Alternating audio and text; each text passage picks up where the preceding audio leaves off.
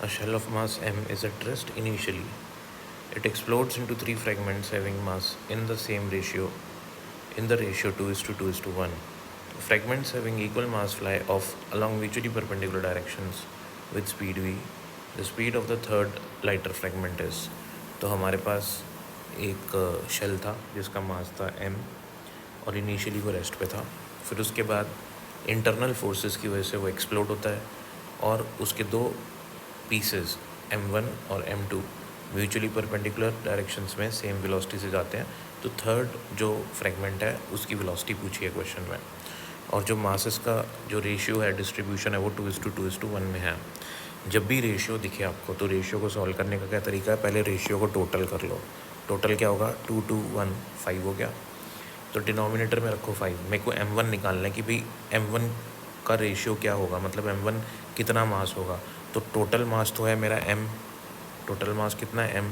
अब m में से m1 को कितना मास मिलेगा, है ना. तो वो निकालने के लिए क्या करूँगा, m1 राइट.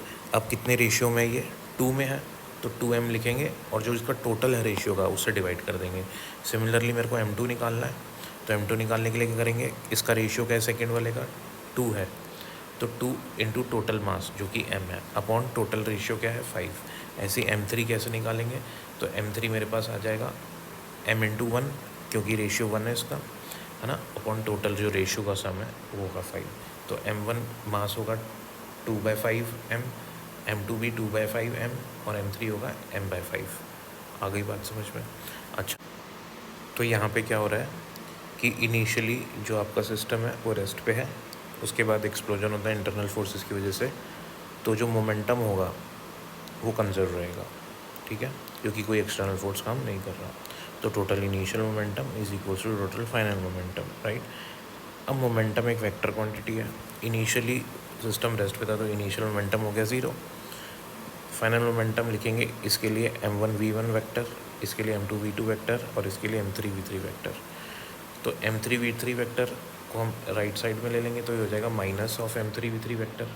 यहाँ से मुझे क्या समझ में आ रहा है, यहाँ से मुझे ये समझ में आ रहा है कि m1 और m2 के जो मोमेंटम का वेक्टर सम है, ये क्या है, फर्स्ट वाले मास का मोमेंटम, ये सेकंड वाले मास का मोमेंटम, और ये दोनों उनका वेक्टर सम, वो थर्ड वाले मास के मोमेंटम के वेक्टर के बराबर है अपोजिट डायरेक्शन में. मतलब इसका मोमेंटम है इधर, इसका मोमेंटम है इधर, तो इनका नेट मोमेंटम क्या होगा इधर. ये मैंने डायग्राम बना रखा है.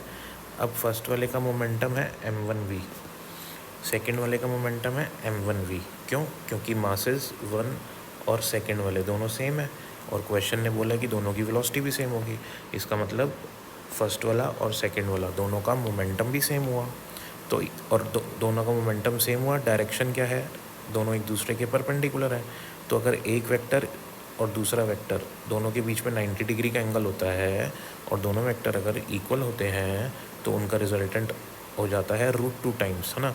अगर ये P है और दोनों 90 डिग्री पे हैं तो रिजल्टेंट क्या हो जाएगा √2P, ठीक है.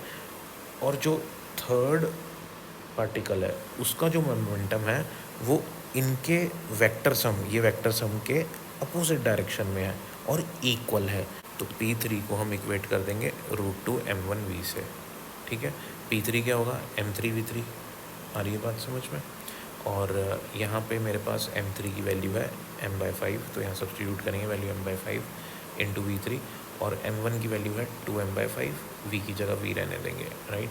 m से m कैंसिल, 5 से 5 कैंसिल, तो v3 आ जाएगा मेरा 2√2 into v. So this will be the final answer for this question. Thank you for watching.